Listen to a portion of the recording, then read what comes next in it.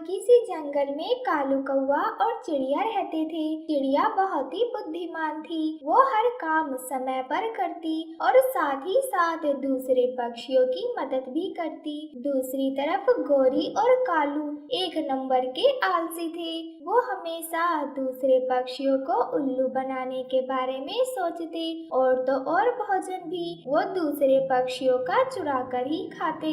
एक दिन गोरी और कालू अपने घर में बैठे थे कि कालू की पत्नी गोरी कालू से कहती है, कालू जी भूख लगी हुई है और घर में भोजन नहीं है, आप एक काम करो, जाकर चिड़िया से मांग लाओ। गोरी चिड़िया को पता चल गया है कि हम कितने आलसी हैं, अब तो वो हमें भोजन भी नहीं देती।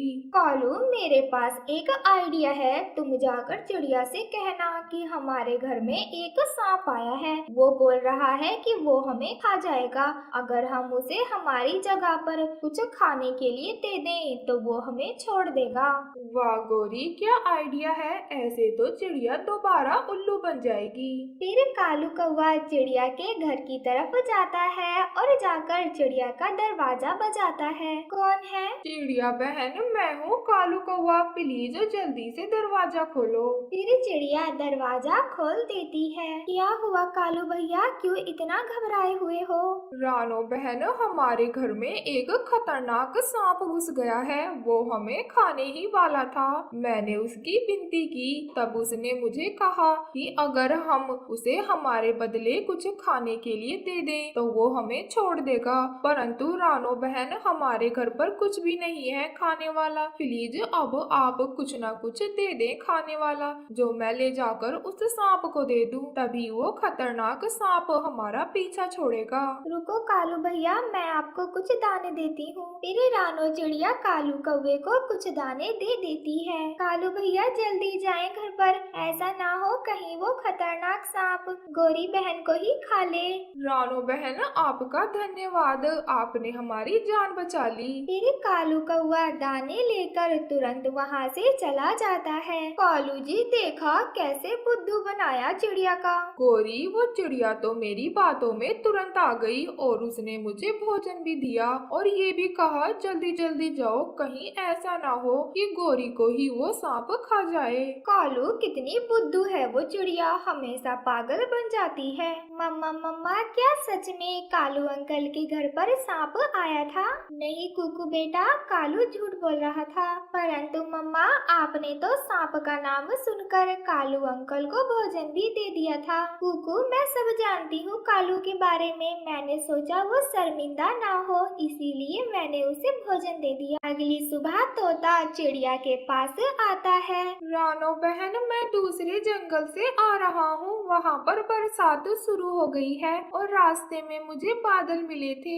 वो बोल रहे थे कि 2-3 दिन बाद वो हमारे जंगल में भी आ जाएंगे। मीठू भैया, आपने बहुत अच्छा किया जो मुझे बता दिया। मेरे पास तो भोजन ढेर सारा है, परंतु कल से ही मेरी लालटेन खराब है। मैं अभी जाकर अपनी लालटेन ठीक करवा लेती हूँ। चिड़िया, तुम कौवे को बता देना, मैं दूसरे पक्षियों को बताने जा रहा हूँ। ऐसा कहते हुए वो तोता वहाँ से चला जाता है। कुकू बेटा, आप घर पर ही रहना, मीठू अभी बताकर गया है कि हमारे जंगल में बहुत ही जल्द बरसात होने वाली है। मेरी तो लालटेन खराब हो गई है, मैं जा रही हूँ लालटेन ठीक करवाने, आप घर पर ही रहना। हाँ मम्मा, आप आराम से जाएं, मैं घर पर ही रहूँगा, बाहर नहीं जाऊँगा। फिर रानो चिड़िया अपनी लालटेन लेकर चली जाती है। कालू भैया, मुझे अभी मीठू मिला था, उसने बताया कि हमारे जंगल में बरसात बहुत ही जल्द शुरू होने वाली है। वो सभी पक्षियों को बताने गया है। मैं तो अपनी लालटेन ठीक करवाने जा रही हूँ। क्या आपकी लालटेन अच्छे से काम करती है? कालू, हमारी लालटेन सच में खराब है, तुम भी चिड़िया के साथ जाकर हमारी लालटेन ठीक करवा लाओ।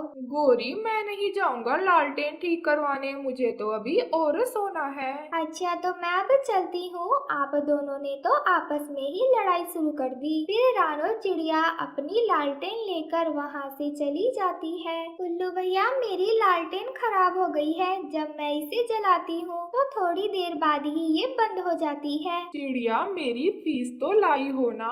हाँ, ये देखें गेहूं के दाने। अब मेरी लालटेन अच्छे से ठीक कर देना। फिर उल्लू चिड़िया की लालटेन को देखता है। शीशा थोड़ा सा टूटा हुआ है, हवा आने पर लालटेन बंद हो जाती होगी। मैं पूरा शीशा ही बदल देता हूँ। फिर उल्लू चिड़िया की लालटेन का शीशा बदल देता है। रानो, अपनी लालटेन की जांच कर लो, फिर कहीं ये ना कहना कि मैंने तुम्हारी लालटेन अच्छे से ठीक नहीं की। ये तो बहुत अच्छे से जल रही है। आपका बहुत बहुत धन्यवाद। फिर रानो चिड़िया उल्लू से अपनी लालटेन ठीक करवाकर वापस अपने घर की तरफ चल देती है और शाम भी हो जाती है। जंगल में तेज हवा चलने लगी। मम्मा, हवा तो बहुत तेज है। ऐसा लगता है जैसे बारिश बस आने ही वाली है। अच्छा हुआ जो मैं अपनी लालटेन ठीक करवा लाई। ऐसे मौसम में तो अंधेरे से डर लगता है। फिर वो दोनों माँ बेटा भोजन करते हैं और लालटेन जलाकर एक कोने में रख देते हैं। आज तो हमारी लालटेन की रोशनी कुछ ज्यादा ही तेज है। वो दोनों ऐसे ही बातें कर रहे थे कि बारिश भी शुरू हो जाती है। मम्मा, बाहर बारिश शुरू हो गई। मुझे बारिश बहुत ही अच्छी लगती है और बारिश की आवाज सुनकर मुझे बड़ा ही अच्छा लगता है। हाँ बेटा, बारिश तो मुझे भी बहुत ही पसंद है। हमारे पास घर है, अनाज है और रोशनी है। जब ये सब चीजें हो तभी बारिश भी अच्छी लगती है। जल जा मेरी लालटेन जल जा। कालू, मैंने तो तुमसे कहा ही था कि चिड़िया के साथ चले जाओ और अपनी भी लालटेन ठीक करवा लाओ, परंतु तुमने मेरी एक बात नहीं मानी। गोरी, तो मुझे क्या ही पता था कि आज ही मौसम खराब हो जाएगा। गोरी और कालू ऐसे ही आपस में बात कर रहे थे कि उनकी लालटेन भी बंद हो जाती है। कालू, इस लालटेन को जलाओ। मुझे अंधेरे से बहुत ही डर लगता है। कालू कालू, तुम कहाँ पर हो? गोरी, मैं यहीं पर हूँ। तुम अपनी आंखें बंद कर लो, फिर तुम्हें क्या ही पता चलेगा कि तुम्हारे पास रोशनी है या फिर अंधेरा। कालू, इस अंधेरे में मैं मर जाऊंगी। गोरी, तुम अपनी आंखें बंद करना। मैं अभी जाकर चिड़िया की लालटेन चुरा कर लाता हूँ। वो माँ बेटा अभी सो रहे होंगे। कालू, प्लीज जल्दी आना। तुम्हें तो पता ही है कि मुझे अंधेरे से कितना डर लगता है। कालू कौवा चिड़िया की लालटेन चुराने भाग जाता है। वो चिड़िया के घर पर जाता है। उस समय चिड़िया और उसका बेटा सो रहे थे। कालू चुपके से चिड़िया की लालटेन चुराता है और वहाँ से भाग जाता है। रानो चिड़िया और उसका बेटा तो सोए हुए थे। उन्हें पता ही नहीं चलता कि कोई उनकी लालटेन उठा ले गया है। गोरी, अब जरा अपनी आंखें खोलो। शुक्र है कालू जो तुम चिड़िया की लालटेन चुरा लाए, वरना मैं तो इस अंधेरे में मर ही जाती। गोरी, अब चिड़िया की आंख खुलेगी तो वो गिरती फिरेगी अंधेरे में। कालू, इस लालटेन की रोशनी थोड़ी और नहीं बढ़ सकती? चिड़िया तो कल ही इसे ठीक करवा कर लाई थी। गोरी, क्यों नहीं, मैं अभी इस लालटेन का पूरा फ्लेम खोल देता हूँ। कालू लालटेन की पूरी फ्लेम को ही खोल देता है। कालू को पता ही नहीं चलता कि कब आग लालटेन से बाहर निकल जाती है और उसके पूरे घर को ही आग लग जाती है। कालू, इतनी भी तेज रोशनी करने का नहीं बोला था। गोरी, जल्दी घर से बाहर चलो, हमारे पूरे घर में ही आग लग गई है। गोरी और कालू जल्दी से घर से बाहर निकल जाते हैं। उनके पूरे घर में ही आग लग चुकी थी। कालू, मैंने तुमसे बस थोड़ी सी रोशनी करने का कहा था, तुमने तो पूरे घर में ही आग लगा दी। गोरी, देखा, हमने चिड़िया की रोशनी चुराई, परंतु कल सुबह फिर चिड़िया के घर में रोशनी होगी। परंतु अब तो हमारे पास ना ही घर है और ना ही रोशनी। उस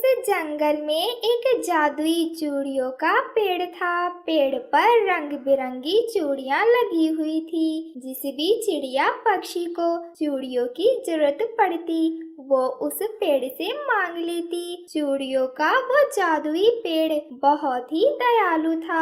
वो सब पक्षियों को चूड़ियाँ देता था, परंतु बदले में उनसे कुछ भी नहीं लेता था। कालू जी, मेरी सारी चूड़ियाँ खत्म हो गई हैं। आप जल्दी से चूड़ियों के पेड़ के पास जाओ और मेरे लिए रंग बिरंगी और बढ़िया बढ़िया चूड़ियाँ लाओ। गोरी, ये सब काम मुझसे नहीं होंगे। तुम ही क्यों नहीं चली जाती चूड़ियाँ लेने? चुप कर जाओ कालू, बस बहुत हुआ। आज के बाद मुझे काली कहा तो मैं जा रही हूँ रानो चिड़िया के पास, उसी के साथ जाऊंगी मैं चूड़ियाँ लेने। फिर गोरी कौवी रानो चिड़िया के घर पर जाती है। रानो, मैं चूड़ियाँ लेने जा रही हूँ, क्या तुम्हें भी चूड़ियाँ लेने चलना है? हाँ गोरी बहन, मेरी भी सारी चूड़ियाँ खत्म हो गई हैं। आपने सही किया जो आप मेरे पास आ गई। अब हम दोनों इकट्ठे ही जादुई पेड़ के पास चलते हैं। ये कहकर दोनों उस जादुई चूड़ियों के पेड़ के पास जाती हैं। पेड़ जी, आप मुझे रंग बिरंगी चूड़ियाँ देना, मुझे रंग बिरंगी चूड़ियाँ बहुत ही पसंद हैं। फिर रानो और गोरी कौवी अपनी अपनी चूड़ियाँ लेकर अपने अपने घर लौट जाती हैं। उसी रात जंगल में काले काले बादल छा जाते हैं और बहुत जोरों का तूफान आता है। तूफान में सभी पक्षियों के घोंसले उड़ जाते हैं। रानो चिड़िया अपनी बेटी गुड़िया के साथ एक पेड़ के तने पर बैठी थी। सुबह हो जाती है और तूफान थम जाता है, परंतु रानो चिड़िया की बेटी अभी भी डरी हुई थी। गुड़िया बेटी, अब आपको डरने की कोई जरूरत नहीं, अब तूफान थम चुका है। अरे रानो, डर तो हम भी गए थे, हमें तो लगा कि आज का सूरज हम देख ही नहीं पाएंगे। वो हवाएं हमारा घर उड़ा कर ले गई, अब हम क्या करें, हम तो बेघर हो गए। गोरी बहन, हमारी जान तो बच गई ना, घर तो हम और बना लेंगे। हाँ रानो बहन, तुम एकदम ठीक कह रही हो। मैं जा रहा हूँ लकड़ियाँ इकट्ठी करने और लकड़ियों से एक मजबूत घर बनाऊंगा। गोरी और कालू, चलो हम भी अपना नया घर बनाने की शुरुआत करते हैं। और वैसे भी घर बनाने में 2-3 दिन तो लग ही जाएंगे। परंतु गोरी और कालू ने रानो की बातों पर ध्यान नहीं दिया। क्या हुआ गोरी और कालू, तुमने मेरी बातों का जवाब नहीं दिया? क्या आप लोगों को अपना घर नहीं बनाना? चलो हम मिलकर अपना घर बनाते हैं। फिर रानो और गुड़िया वहाँ से चली जाती हैं। हाय कालू, हमारा घर टूट गया, अब हमें फिर से मेहनत कर कर अपना नया घर बनाना होगा। हाँ गोरी, घर बनाने में तो बहुत मेहनत लगती है, परंतु हम कर भी क्या सकते हैं, हमें अपना नया घर बनाना ही होगा। चलो, सब पक्षी जा चुके हैं। फिर वो दोनों पति पत्नी लकड़ियों की तलाश में उसी जादुई पेड़ के पास पहुंच जाते हैं। अरे कालू, ये तुम कहाँ पर रुक गए? मुझे तो यहाँ पर कोई भी लकड़ियाँ दिखाई नहीं दे रही। कालू एकटक उस जादुई पेड़ को देख रहा था। कालू, तुम इस पेड़ को ऐसे क्यों घूरे जा रहे हो? क्या तुम्हें लकड़ियाँ ढूंढने नहीं चलना? गोरी, हम इस जादुई पेड़ की लकड़ियों से ही अपना मजबूत सा घर बनाएंगे। तुम दोनों मेरी बात सुनो, मैं एक जादुई पेड़ हूँ, परंतु मेरी शाखाओं में कोई जादू नहीं। अगर तुम इन लकड़ियों से घर बनाओगे तो वो घर कभी भी टूट सकता है। कालू, देखा, ये पेड़ तो हमसे डर गया और डरकर ऐसी बातें कर रहा है। हम तो इसी पेड़ की लकड़ियों से अपना घर बनाएंगे। उस जादुई पेड़ ने गोरी और कालू से पेड़ ना काटने की विनती की, परंतु गोरी और कालू कहाँ सुनने वाले थे। उन्होंने उस पेड़ की लकड़ियाँ को काटकर अपना एक घर बना लिया। शाम को जब रानो वापस खाली हाथ लौट रही थी तो उसने कालू का घर देखा और वहाँ पर रुक गई। कालू भैया, आपने तो अपना नया घर बना लिया। मैं तो पूरा दिन घूमती रही, परंतु मुझे कहीं भी लकड़ियाँ नहीं मिली। आपको इतनी जल्दी लकड़ियाँ कहाँ पर मिल गई?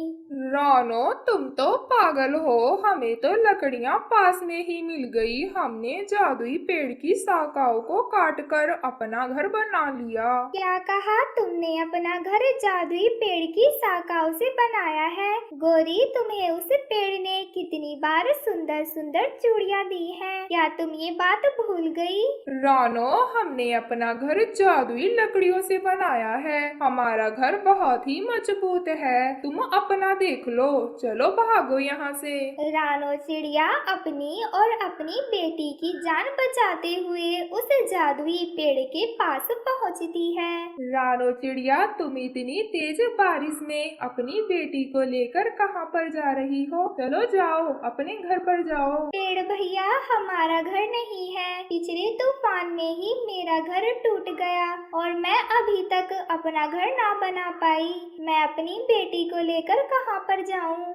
जादुई पेड़ को रानो पर दया आ जाती है और वो अपनी चूड़ियों से रानो के लिए एक चूड़ियों का बहुत ही सुंदर सा घर बना देता है। रानो चिड़िया, जल्दी अपनी बेटी को लेकर घर के अंदर चली जाओ, वरना तुम बीमार पड़ जाओगी।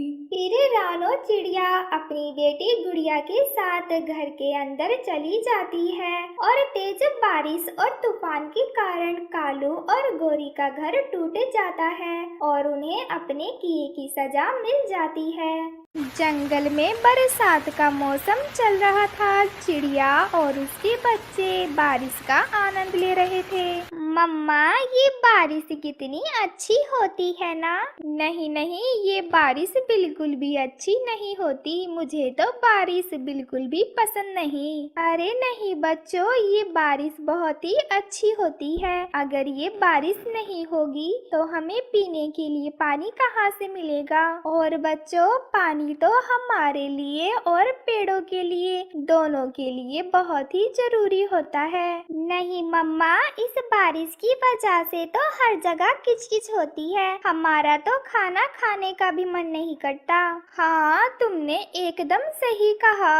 अरे अरे बच्चों, इस बारिश की वजह से तुम्हें 2 दिन की छुट्टी मिली है स्कूल से। अब बताओ, ये बारिश अच्छी है या नहीं? हाँ हाँ मम्मा, बारिश अच्छी होती है। हाँ हाँ, अब आए ना लाइन पर मेरे सातिर बच्चे। बच्चों, स्कूल से छुट्टी मारना अच्छी बात नहीं होती। स्कूल जाओगे तभी तो तुम कुछ बन पाओगे। हाँ मम्मा, हम स्कूल तो जाना चाहते हैं, परंतु जाते जाते हम बारिश में पूरा भीग जाते हैं। मम्मा, आपको पता है हमारे सब दोस्तों के पास छाता है। हाँ हाँ बच्चों, मुझे पता है, तुम चिंता ना करो, आपके पापा कोई ना कोई उपाय जरूर निकालेंगे। ऐसा कहकर रानो चिड़िया अपने बच्चों का ध्यान भटका रही थी, क्योंकि उसे पता था कि उसे अपने बच्चों के लिए कुछ ना कुछ करना ही होगा। बच्चों, तुम्हारे पापा कोई ना कोई उपाय जरूर करेंगे, बस तुम अपनी पढ़ाई पर ध्यान देना और अपने मम्मा पापा का नाम रोशन करना। रानो चिड़िया के बच्चे होशियार थे और समझदार भी। उन्हें अपने मम्मा पापा की सिचुएशन का पता था।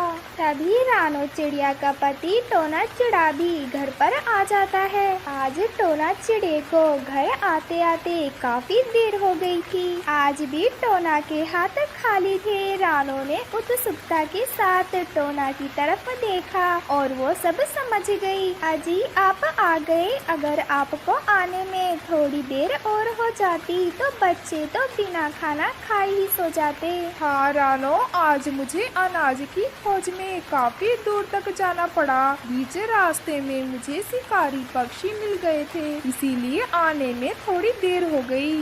सही समय पर रुककर आपने बहुत ही अच्छा काम किया। मेरे प्यारे बच्चों, जल्दी से मेरे पास आओ।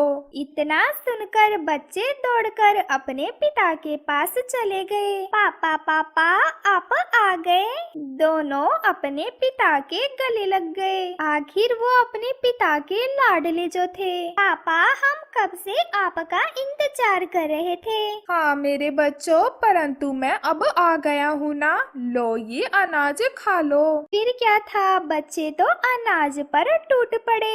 मम्मा पापा, आप दोनों भी तो खाना खा लो। टोना केवल अपने 2 बच्चों के लिए ही भोजन जमा कर पाया था, इसीलिए उसने अपने बच्चों से कहा। हाँ मेरे बच्चों, हम दोनों खाना खा लेंगे, पहले तुम दोनों खा लो। कबूतर जी, इस बरसात के मौसम में तो गर्मा गर्म पकोड़े और चाय की क्या ही बात होती है। हाँ लूसी, तुम्हारी बात तो ठीक है, परंतु ये बरसात का मौसम गरीब पक्षियों के लिए किसी समस्या से कम नहीं।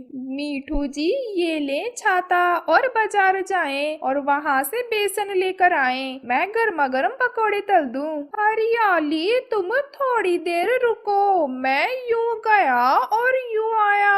पापा, आप हमारे लिए छाता लेकर आए हैं? हाँ हाँ मेरे बच्चों, मैं तुम्हारे लिए छाता जरूर ले आऊंगा। और हाँ पापा, हमारे लिए पाव भाजी भी। हमें तो बरसात में पाव भाजी बहुत ही अच्छी लगती है। हाँ हाँ ठीक है मेरे बच्चों, अब सो जाओ, रात बहुत ज्यादा हो गई है। मम्मा, आप हमें कहानी सुनाए ना? नहीं नहीं बच्चों, मैंने कल ही तो आपको कहानी सुनाई थी। नहीं मम्मा, जब तक आप हमें कहानी नहीं सुनाती तब तक हमें नींद नहीं आती। ठीक है तो मेरे प्यारे बच्चों, मैं तुम्हें लोरी सुनाती हूँ। फिर रानो अपने बच्चों को लोरी सुनाती है। लोरी सुनते सुनते ही बच्चे सो गए। रानो ने देखा टोना एक पेड़ की डाल पर बैठा था। फिर रानो भी उसके पास ही चली गई। वो दोनों एक ही विचार कर रहे थे। अजी, आप चिंता ना करें, हम कोई ना कोई उपाय जरूर कर लेंगे। नहीं रानो, ऐसा कब तक चलेगा? बारिश के कारण मेरा काम छूट गया और मेरे बच्चे मुझसे पाव भाजी और छाता मांग रहे हैं, मैं उन्हें कहाँ से दूँ? फिर जंगल में अगली सुबह भी हो जाती है। चलो बच्चों, जल्दी से उठ जाओ, आज तुम्हें स्कूल भी जाना है। नहीं मम्मा, बाहर तो बारिश है, हमें और सोने दो ना। नहीं कुकू, आज नहीं, आज बारिश थम गई है। अगर तुम ही ऐसे करोगे तो तुम्हारी छोटी बहन कैसे स्कूल जाएगी? फिर बच्चे जैसे तैसे कर कर स्कूल जाने के लिए तैयार हो गए। रानो उन्हें स्कूल छोड़ने के लिए अपने घोंसले से बाहर आ गई। ध्यान से जाना बच्चों। हाँ मम्मा, आप हमारी चिंता ना करें। बच्चे स्कूल की तरफ जा रहे थे, तभी आधे रास्ते में आते ही जोरदार बारिश शुरू हो गई। अरे नहीं, ये बारिश तो फिर से शुरू हो गई। गुड़िया, जल्दी से इधर आओ, इधर बारिश नहीं है। फिर वो बच्चे पेड़ पर बैठ गए और उनके सब दोस्त स्कूल जा चुके थे, क्योंकि उन सबके पास अपने अपने छाते थे। कोई बात नहीं भैया, हम बारिश रुकने के बाद स्कूल चले जाएंगे।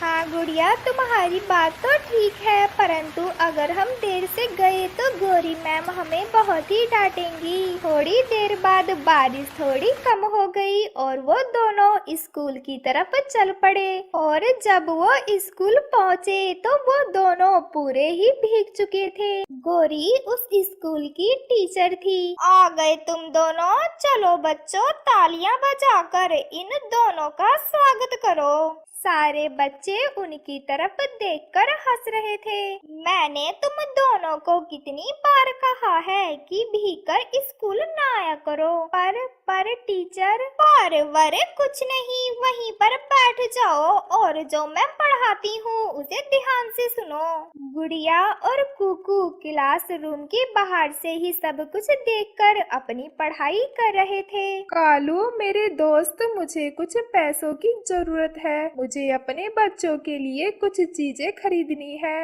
हाँ हाँ टोना, ये लो पैसे और आराम से लौटा देना, कोई जल्दी नहीं है।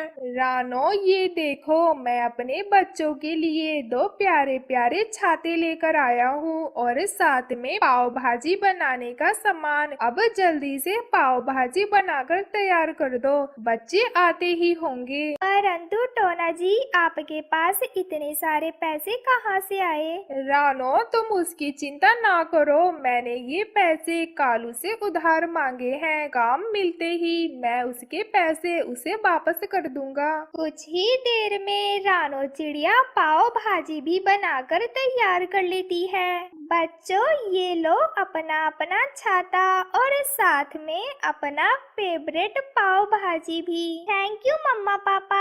जंगल के बीचों बीच गोरी कव्वी का ब्यूटी पार्लर था। जंगल के सब पक्षी हर खुशी के मौके पर गोरी कव्वी से ही तैयार होने आते। गोरी बहन, फुल फेशियल के कितने पैसे लेती हो? हरियाली, तुमसे क्या लेना देना, बैठो बैठो तुम, मैं तो ऐसे ही फ्री ही खड़ी हूँ। हरियाली बिना पैसे पूछे ही बैठ जाती है और गोरी कव्वी उसका फेशियल करती है। पीछे से मीठू तोता भी आ जाता है। हरियाली, तुम अभी तक तैयार नहीं हुई, जल्दी चलो, हमें देर हो गई है। हो गया मीठू जी, काम हो गया। गोरी बहन, कितने पैसे बने? 1000 रुपए। 1000 तो बनता ही है। 1000 का तो सुनते ही हरियाली की जान ही निकल जाती है। गोरी बहन, 300 लेते हैं सब, 1000 तो बहुत ज्यादा है। बंदरिया जैसी शकल थी तेरी जब तू आई थी और अब महारानी लग रही है। अंदर से लाल रंग निकाला है मैंने, मसाज कर कर के मेरे पंख दर्द करने लगे। मैं तो 1000 से 1 रुपया भी कम नहीं लूंगी। हरियाली, ये बात पहले पूछ लेती तो अच्छा होता। चले चले निकाल पैसे, वरना मुझे दूसरे तरीके से भी पैसे निकालने आते हैं। कालू भूरे कहाँ पर हो, जल्दी आओ। 2 गुंडे भूरा और कालू डंडे लेकर आ जाते हैं। मामा मीठू जी, बात बढ़ जाएगी, आप इसे 1000 रुपया ही दे दें। मालकिन, आपका एक इशारा और फिर देखना हम इन तोतों का कैसे कीमा बनाते हैं। डरते हुए तोते उन्हें पैसे देकर वहाँ से चले जाते हैं। लो तुम्हारे पैसे, आज की कमाई तो हो गई, कल का कल देखेंगे। गोरी ऐसे ही आने वाले हर कस्टमर को चूना लगाती।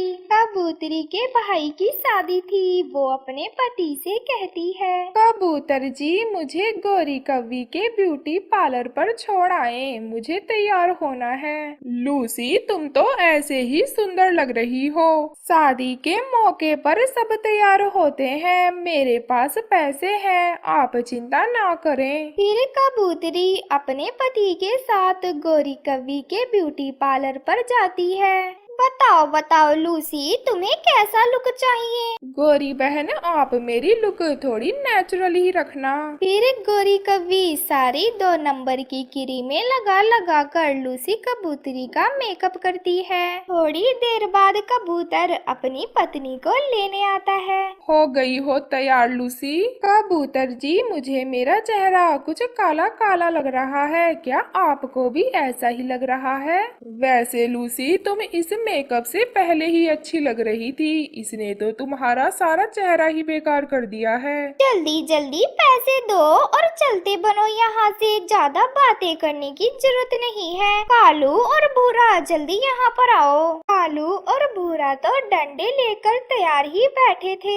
मालकिन, आपका एक इशारा, फिर देखना हम कैसे कीमा बनाते हैं इन कबूतरों का। डरते हुए कबूतर बात किए बिना ही उन्हें पैसे देकर वहाँ से चले जाते हैं। गुड़िया बेटी, आज हमें बर्थडे पार्टी में दूसरे जंगल जाना है, चलो हम तैयार होने गोरी कव्वी के पास चलते हैं। फिर वो दोनों माँ बेटी गोरी कव्वी के पार्लर जाती हैं। आओ आओ चिड़िया, बड़े दिनों बाद आई हो, बताओ क्या करना है? गोरी बहन, हमारा सिंपल सा मेकअप कर दे। थोड़ी ही देर में चिड़िया और उसकी बेटी का मेकअप हो जाता है। निकालो निकालो चिड़िया, जल्दी से 1000 रुपए निकालो। गोरी बहन, इतने पैसे तो नहीं बनते सिंपल मेकअप के। छोटी चिड़िया, ज्यादा बोलने की जरूरत नहीं है, जल्दी से पैसे दो और दफा हो जाओ। फिर चिड़िया गोरी को पैसे देकर वहाँ से चली जाती है। उसी जंगल में 2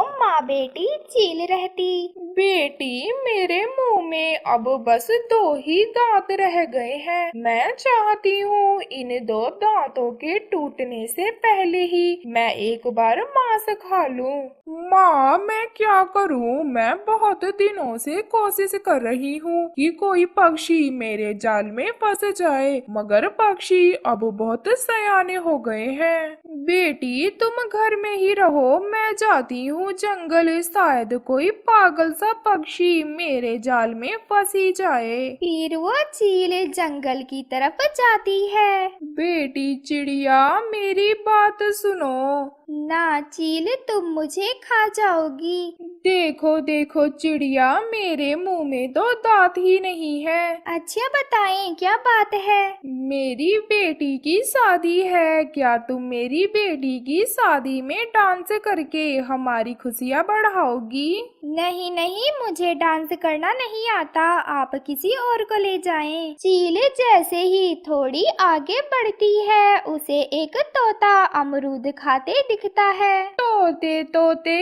मुझसे डरो ना, मैं तो तुम्हें अपनी बेटी की शादी में आने का आमंत्रण देने आई हूँ। जाओ जाओ चील, मैं तुम्हारी बातों में नहीं आऊंगा। मेरा पिता भी एक चील की शादी में ही गया था, तब से अब तक लौटा नहीं। ये तोता तो चिड़िया से ज्यादा ही चालाक निकला। चील थोड़ी और आगे बढ़ती है तो उसे सामने गोरी कौवी का ब्यूटी पार्लर दिखाई देता है। वो गोरी कौवी के पार्लर में जाती है। रुको रुको चील, वहीं रुको, वरना मेरे सिक्योरिटी गार्ड तुम्हें मार देंगे। मैं कस्टमर हूँ तुम्हारी, भला कस्टमर को कोई मारता है? गोरी कौवी, मैंने सुना है तुम ऐसा मेकअप करती हो जो सबको पसंद आता है। सुना तो तुमने ठीक ही है चील, परंतु मुझसे दूर ही रहो। मेरी बेटी की शादी है और वो जिद कर रही है कि वो अपना मेकअप तुमसे ही करवाएगी। मेरे घर चलो और मेरी बेटी को दुल्हन बना दो। और गोरी, मैं मुंह मांगे पैसे दूंगी तुम्हें। ये सुनकर गोरी कौवी लालच में आ जाती है। देख लो चील, कहीं ऐसा ना हो तुम मुझे वहाँ ले जाकर मेरा ही मेकअप कर दो। बहुत शरारती हो तुम। देखो देखो, मेरे मुंह में तो दांत ही नहीं है। चील, तुम्हारी बेटी की शादी में क्या बना है?